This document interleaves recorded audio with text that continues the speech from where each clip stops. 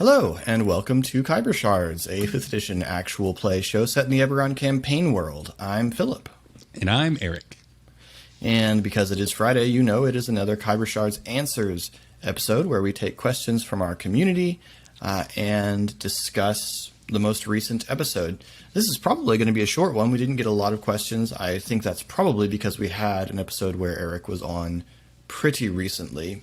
Scheduling is our full-time video editor, Eric, is going to take a much-deserved vacation, so we're going to have to front-load some of these for release. So the schedule's going to be a little off, but that's all right. So this will probably be a little bit shorter, but we did get one question that I think will generate some interesting conversation on the DM side with me and Eric, since he also DMs regularly, as you hopefully know from watching or from listening to Eberron Renewed. Yes. But this came from Darren. Go listen to it. Yeah, it's awesome. I'm on that too. Sorry, people in the Twitch chat gave me a hard time for not plugging the podcast enough on YouTube, so I'm trying to be better about that. So yeah, we have a podcast. It's great. And yeah, Eric is the DM or the GM because we play Genesis. Eric's the GM. I'm a player. It's a lot of fun. It's also in Eberron. Yeah, Set in just Sharn. in Sharn.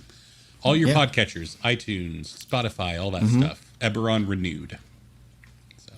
Yeah, I probably should have said the name at some point. That would have been a better pitch. Anyway, Darren asks, Khyber Shards question, Philip, what do you think of how the push mechanic is going so far? I feel like it's going pretty well. I feel like early on we all forgot about it, and now we're remembering and maybe like overcompensating. Well, I think in the first couple of levels, people were really. I know in the first level, one of you didn't do it at all. Yeah, because it's like 25% of your hit points at that point. Yeah, you're in single-digit hit point mode. It's real dangerous. And now it's getting to a place where it's much more used. I mean, I really like the fact that at the end of an episode somewhere a bit back, I can't remember where this was, but a little bit back, I observed that there was a player whose character had not taken any damage in any encounter, but who was, down in low single-digit hit points just from pushing. And I like that because that was kind of what I intended it to be, and I've also intended to play around with, and I haven't had an opportunity yet, to play around a little bit with treating hit points as stress, so that you get into a social encounter and you can take damage, that sort of thing. I haven't really had to yet, but I like that it's still pushing the hit points resource, without always having to have a fight. Yeah, and I think that reconceptualizing what hit points are is something that I think a lot of DMs could do to benefit their games. Because, I mean, as we saw, without getting into too many spoilers, if a new person goes to check out Eberron Renewed, but we recently discovered that for me, when somebody is out of hit points, Genesis is a different beast, but we're not going to get into that. I didn't have them fall unconscious. Like, it was just, they were done. Like they were effectively out of that encounter, even though they weren't knocked out on the floor, kind of thing. And I think that recontextualizing hit points to where it's just your capacity to continue, can be an interesting way to view it as a GM and as a player. Being low on hit points and that being represented not by bleeding out on the floor, but just like slowing down or taking a breath or sitting down on the ground kind of thing might be interesting. So, yeah. And a lot of other systems have multi-track situations. Like Genesis has both wounds and strain. Lots of systems have stress. The One Ring has both endurance and also hope. And falling low on either of those have different effects. So, but D&D doesn't, and so I was kind of trying to find a way to create a second track by using hit points from more things. And also, I just find that players tend to eventually get very, very powerful, and so having something else that the hit points can go towards made sense to me. So I'm pretty happy with it so far. I haven't felt the need. We had a discussion about whether or not it was going to be too light. And we discussed the possibility. The person that looked at his character sheet at the start of the last episode was like, why do I only have 8 hit points? What happened? No, it's not too light. Yeah. We had discussed an exponential growth in the damage, so that the second time you use it, it would double, and the time after that, it would, So there's some ways that I could still tweak it if, as we get higher in level, it becomes too much. I think once we hit like 10th level or something. Yeah. Because you have it based off of proficiency bonus, right? Or is it so I mean, at a certain point, it's going to get up to 5 at a go, but which will not be nothing, but yeah. But we'll see. It's still, I think we have it's very easy to tweak, but so far I think it's doing very well, and I'm very, very pleased with it. So, what do you think? Are you happy with having the option? Oh, I love having the option to do it. I just, it's finding that balance of really wanting to succeed for actual reasons versus prideful, like me pushing so Ari won't fail that athletics check. And it's like, I don't need to do that. Like, it's just, I think I even had advantage on that roll, and I pushed so I could roll 4 times. And I was like, I just need this. Okay, I need this right now. Which, is perfectly representative of Ari. Like, he's physically pushing himself behind his normal breaking point so that he doesn't look like an idiot, which is very much on brand for him. So, no, and I'm like, there were moments in the episode that's about to release where, starting with 8 hit points in the previous episode, you all can imagine that didn't improve greatly in the middle of a dungeon crawl. So there were moments where I was thinking, like, if I push here, I'm in a really bad spot. Like, I don't know if I can justify doing it. And so it presented an interesting conundrum of, as things continue to escalate, the need to succeed on those rolls becomes greater and greater, but your resources are diminishing more and more. And so it's just like, what do you do? So, especially this early on in a game where a noble Boromir-esque death hasn't been earned yet. Like none of us are at that point to where if we were to sacrifice ourselves, it would be he lived he died like he lived quickly. So, yeah. I do recall noticing that Ari had that few hit points as we were going into the dungeon, because I was looking something up. I was looking up stealth modifiers or something like that. Yeah. And thinking, oh man. Ooh. So, which is a good segue into Darren's other question. Philip, was the first room in the dungeon full of Kruthic enough to wipe out the party if they decided to stand and fight? Is that a matter of trusting your players to run when the situation demands, or a willingness on your part to make Stormreach very lethal? So, I want to talk about difficult encounters because I think that's a fun conversation. And also, we talk about this a little bit on the Eberron Reviewed that releases today. Yes. Right? Yeah. Yes. Eberron Renewed and this release on the same day. You are correct. My Thursday nights are busy. So so if you want to hear more about difficult encounters, go listen to Eberron Reviewed. Yeah. After you're done here. So first question, was it full enough of Kruthic to wipe out the party if they decided to stand high? Technically maybe. I had kind of an amorphous number of Kruthic in the room, but in my head, for the actual combat encounter, there were about 10 young Kruthic. Now, young Kruthic are a CR 1/8, so it takes 8 of them to be a CR 1 encounter. Yeah.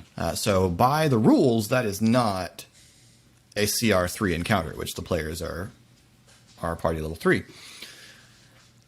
That said, I'm not sure that math works. The action when we're economy talking gets about real that wonky number. Yeah. at that point. 4 versus 10 is Yeah. So they're not doing a lot of damage, and they've got very low hit points. But Kruthik are a very interesting monster. I think they're a very good low-level monster. And my reason is this. They have very low hit points, but they have pretty high AC. Yeah. Young Kruthik have an AC of 16, I think. And adult Kruthik have an AC of 18 and are only CR2. So they're pretty well armored, but relatively low hit points. So if you hit them, or if you target them with a spell and thus avoid their AC, they're pretty killable. But if you end up trying to slug it out with them, it can be very bad. Yeah. So I think the action economy might mean that CR would not be quite right. But by the rules of CR, yeah, no, it was a below level fight. I think having that number of low CR creatures gives you a lot of control as a dungeon master, though, because if you want to ramp up the difficulty, you have them single target, like have them all go after Ari, and then that difficulty cranks way up. Whereas if it's 2 and some change on each of us, then it's a lot more manageable kind of thing. And so, and actually, the very dangerous thing about Kruthik in numbers is they have pack tactics. And so if you have that many, even if they are grouped around, every single one of their rolls is going to end up being at advantage.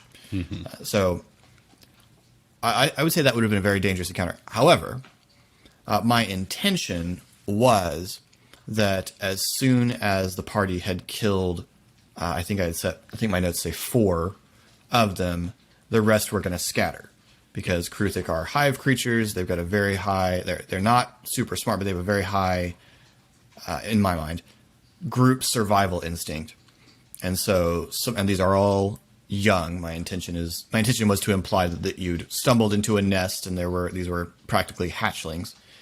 And so they're going to flee and get help. They're going to flee to safety rather than stay and deal with you and, hope to get at you later or something like that. Yeah, because with beasts or monstrosity, you're food. Like, they're not going to... Yeah. It's not some moral battle that they're fighting. They, if they see that you are more than they can handle, they'll be like, okay, this meal's not worth it. Like, right. So... Yeah, exactly. So when Ari pulls that Thunderwave move with his Mind Blast and just splatters a whole bunch of them at once... That was a perfect reason for the rest of them to skitter away. While the skittering was good. So I would say it might have been, especially with some of them so low on hit points. It might theoretically have been if they'd stand and fight, but I didn't intend the monsters to stand and fight. So that's the answer to the first part of that question. To the second, is it a matter of trusting your players to run or willingness to make Stormreach very lethal? I do trust my players to run. I don't intend this to be a campaign where it's very easy for players to get killed, where we're taking comic books as our inspiration. So it is somewhat. It's not especially gritty, right? So no, I'm not intending Stormreach to be super lethal. But very dangerous. If they had gone down in this fight, like if this fight had gotten out of control and they had gone down, my intention would be I'd either have found something to show up to save them, though in a complicated way, perhaps. Give us our Strider moment with the torch. Sure. Yeah, or possibly... the Kruthik would stow you for later, and you wake up in whatever their food storage method is, since, they had all just eaten. Yeah. So there are some ways I would have gone around just outright killing the party in that particular moment, I think. But it would have kind of depended on how things rolled out and what the narrative looked like. But no, I'm not intending it to be a very lethal campaign. Someone gets themselves into a position where it's just, listen, you just can't without dying, and you do it, then well, sure. But otherwise, I kind of want the players to have some agency in deciding the moment, because again, it's comic booky, it's X-Men, so one of them dies, it needs to be big, it needs to be significant for the story and have some weight. And there are some places in this dungeon where I think you could do that, but I don't think this room was that place yet. Yeah. So maybe I would have had Donabella rescue them. That would have been funny. Yeah. We had some conversation about this on Eberron Reviewed because we had a very dangerous fight recently on that. What's your thought on? Do you think you could trust the Eberron Reviewed crew or Eberron Renewed crew to run? I feel fairly confident I could trust you guys to run. Yeah. If it got out of hand, because I've experienced enough D&D players that you can sort of tell where the cues are for, no, this isn't going to work. Yeah. I do. I think the tricky part with and I mean, it's also kind of there with this crew also. I think there's a lot of similarities in the in-fiction parties between Khyber Shards and Eberron Renewed. My concern would be running with everybody. Like if a party member were to go down, like Reynard were to go down in combat, am I 100% positive that somebody is going to grab Reynard's body to make sure he can get out? I don't know. Yeah. But no, I mean, and I think we saw in the very lethal fight that I threw you all up against that, you all are more than capable of running and being like, nope, this, not going to do this fight, not interested. This seems beyond us. So time to go, kind of thing. I know that I think the one party that I've run for that I've had the least amount of faith in their capacity to run is the Unfinished Wars party, the 3-year long campaign that you and I co-DM'd. And Philip and I both played in that game along with running it. And boy, we were not up for running from anything. It was like, nope, we are going to stand and fight, even if it kills all of us. You're just fighting over nothing. Yes, but we are going to fight. So, granted, that was our first campaign, so we really didn't. We were all fresh, young, dumb players, but at least me. So, but no, I have faith in I don't shy away from lethal encounters because you never know what your party is going to do. You never know what solution your players are going to come up with to deal with this problem that you've thrown in front of them. And I think that a fear of lethality can sometimes make campaigns feel less engaging. I feel like when you as a DM look at an encounter and go, I don't know how they're going to get through this, you're opening yourself up to be surprised by your players in a big way. And be like, wow, okay, I would not have thought of that, clearly. So, and then obviously have your built-in contingencies like Philip is talking about like if the party gets TPK'd, what happens? Like, do they all die, or does something else trigger? So, yeah. I know I answered your question and then some, but no, that's and I mean, again, it's going to be what's the tone of your campaign. There are going to be campaigns where you're running in the super lethal dungeons, and a TPK is just a TPK. So don't hear me saying, no, you shouldn't just kill the party unless the story calls for it. It just depends on what your style of game is. And we discussed that at the beginning of this campaign is what is the style we would like to do. And since we had kind of settled on a comic booky theme, we discussed the not lightly killing party members party members.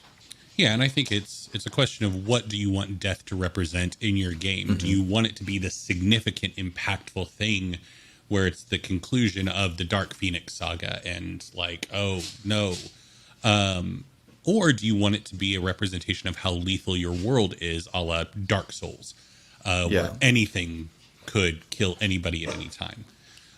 So I think you need to make that decision as a group and then roll with it that way.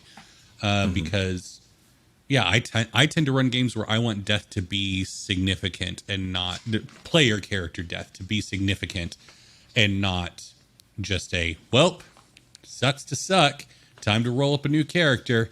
And so, yeah, because I think that we're both running games that are focused on, I'm going to have to use four fingers for these air quotes, heroes, rather than soldiers or everyday people kind of thing. So yeah. Yeah, definitely. I would say another thing I like about where we are in the game at this particular moment in the dungeon is that it didn't occur to me until you got into it. It really takes the pressure off of the debate about concealment that's been going on. Down here, there's absolutely no danger to using your mark to solve a problem.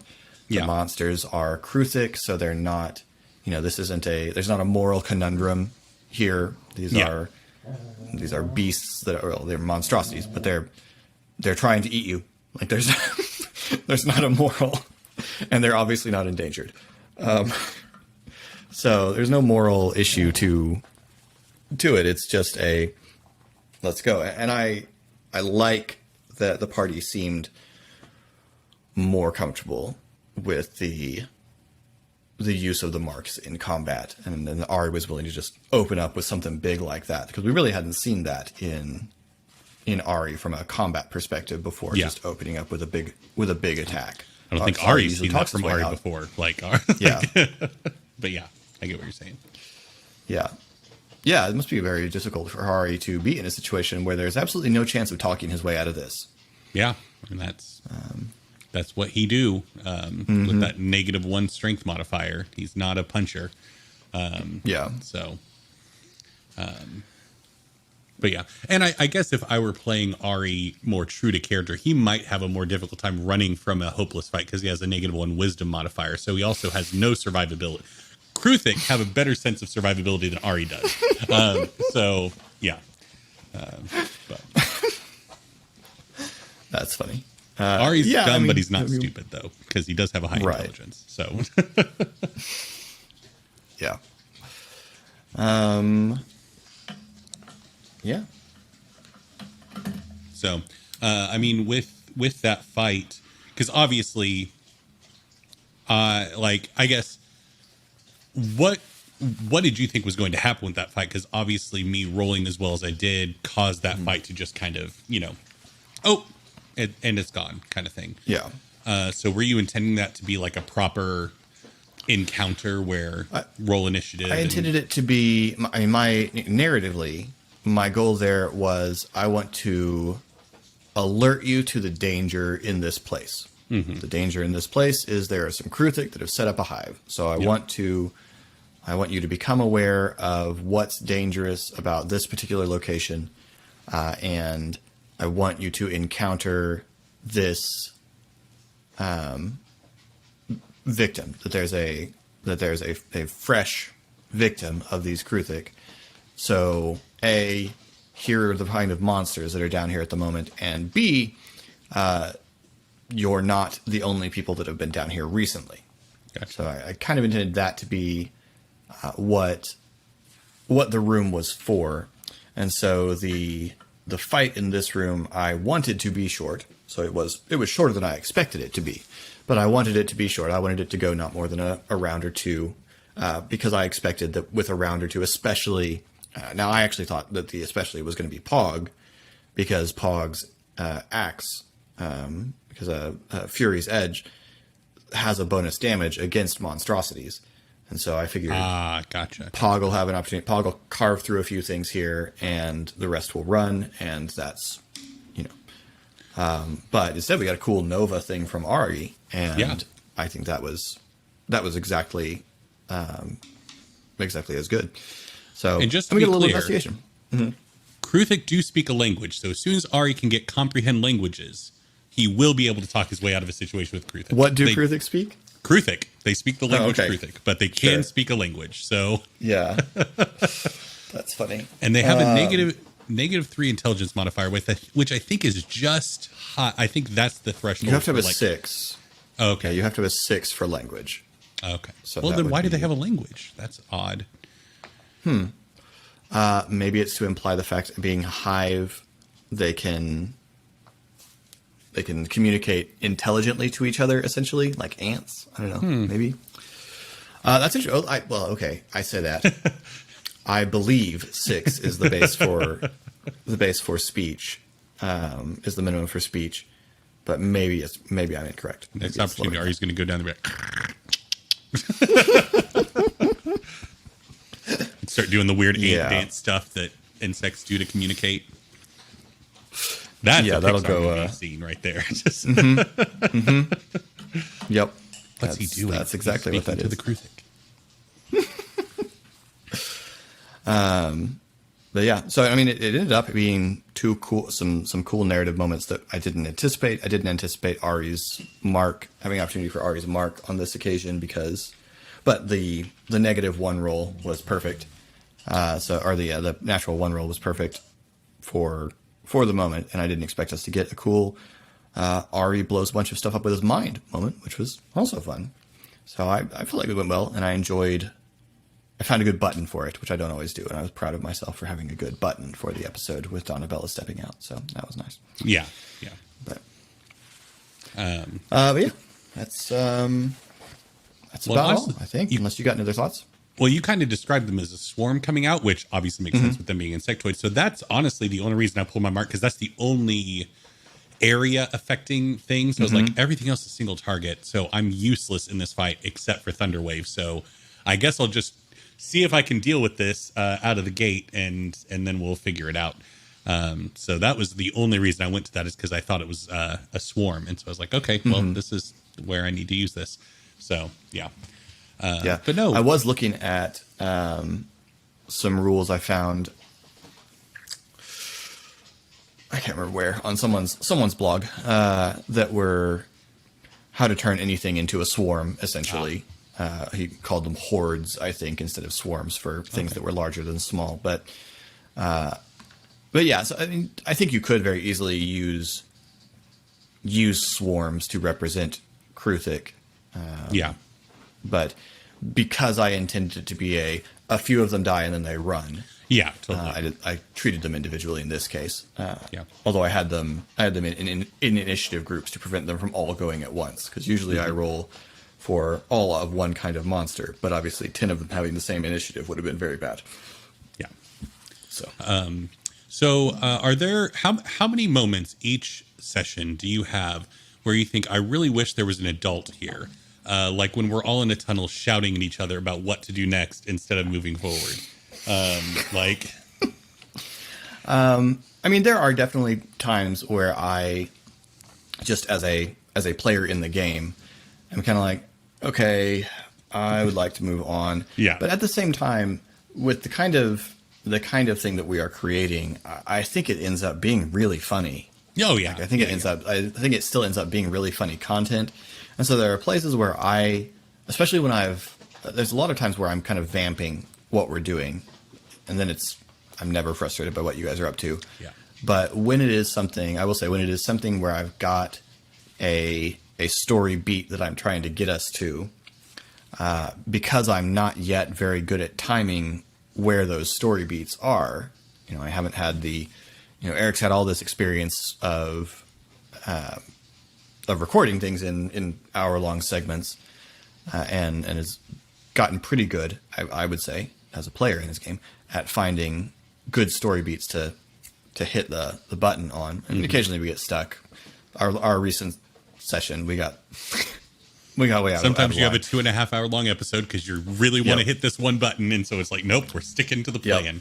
So, But when I have a particular story beat I'm trying to get to, sometimes as I feel the clock ticking, I'm thinking, okay, let's go.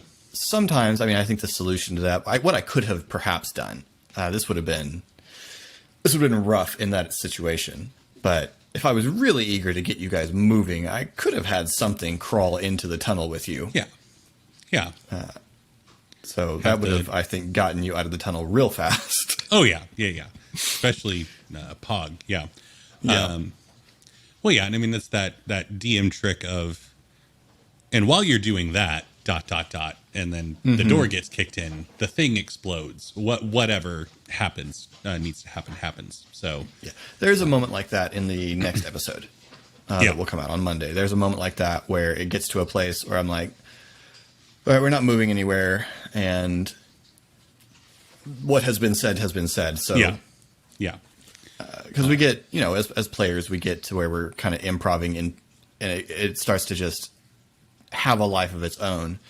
And sometimes that's fine, but sometimes you're in a dangerous situation, and the world does not pause for you to have a long conversation. Yeah. And I feel like that's a real delicate balance to strike to where, and that's something that I struggle with as a GM and as a player is, you're in this dangerous situation. You're down here and all these insects are everywhere, or instances of the multitude of times we've had it in Eberron Renewed where you're in a dangerous situation, but you have this moment that should happen. Like you should allow it to happen.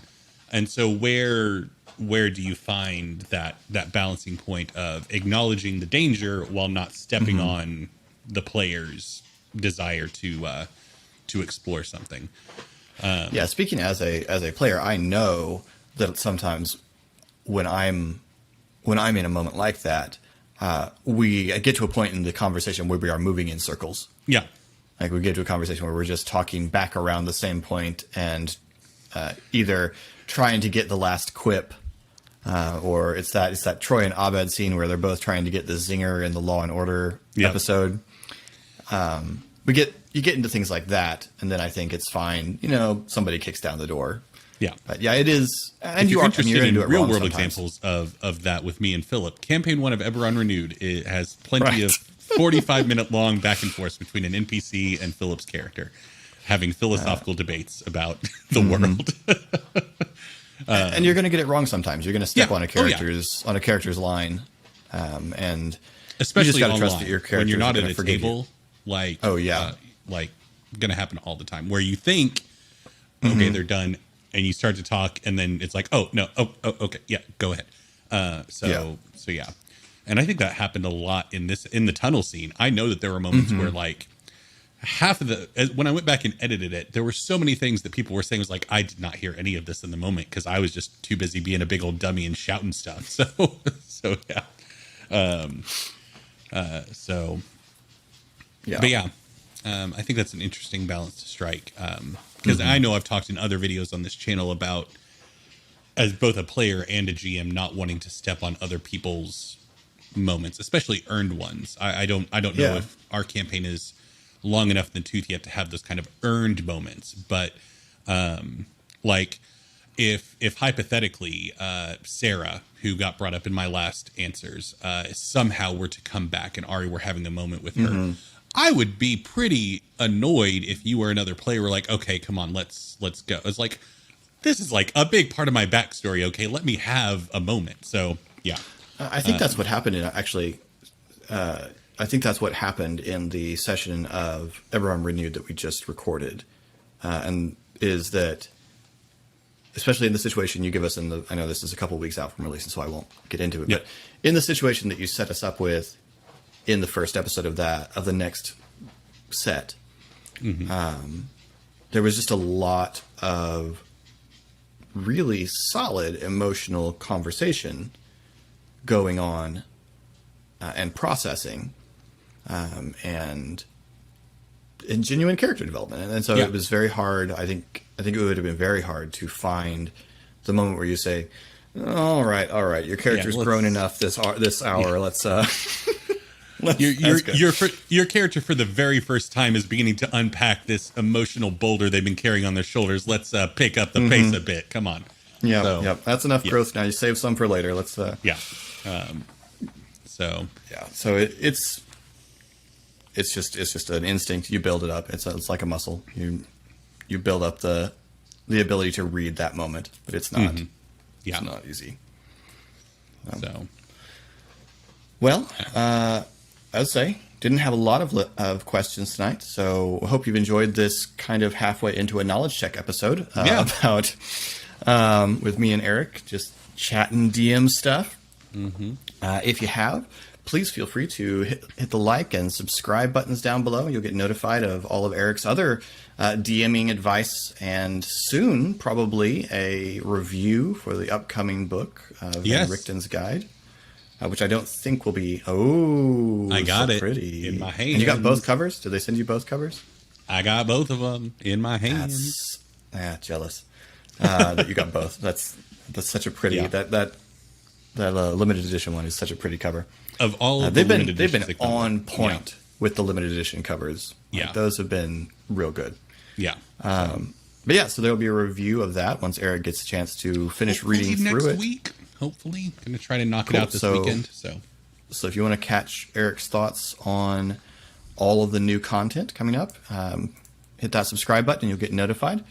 If you would like to have a question submitted for next week, when it will be me and Casey and RA talking, feel free to drop it in the comments below. Also, let us know what. Let us know whether you're a part of a D&D party that's willing to run. Or is there a moment where your D&D party really should have run, but maybe didn't? And let us know how that went. As we'd love to hear more of your D&D stories in our comments, because it's delightful to live vicariously at other people's tables when we're given the opportunity to. Yeah. And of course, if you'd like to get in touch with us in any other way, we are on all social media at The Geek Pantheon. You can find all the links, including to our Discord, where there's a lot more discussion, below in the description. Did I forget any of the things that I'm supposed to do in the outro? I stream on Twitch every Sunday, Monday, and Tuesday. Almost. Sunday mornings, and then Monday nights. We don't really plug it that often, but one of our wonderful streamer friends, More Than a Mia, we should plug it more often, has a watch party for the new Khyber Shards that come out on Monday nights, and the link to her Discord is in our Discord. If you want to be a part of a community and watch it together and comment on what's happening. And then immediately following those watch parties, I go live on Twitch to play games and talk with you all. And then I also stream on Tuesday nights as well. So, come hang out. And a lot of casts are usually in chat during the watch party. I'm there when I can be. But it's a lot of fun to see live reactions to it. And I have discovered that it's a lot of fun because I almost never am watching y'all's facial reactions to what's happening in the adventure, because I'm zoned in. So that is a delight to me. But yes, come join us. It's a lot of fun. And with that, I think we are done. So this has been Khyber Shards. We'll have a new episode up on Monday and another Khyber Shards Answers next Friday. In the meantime, I'm Philip. And I'm Eric. Thanks for rolling with us. I pointed at myself and I'm Eric. That guy's Eric.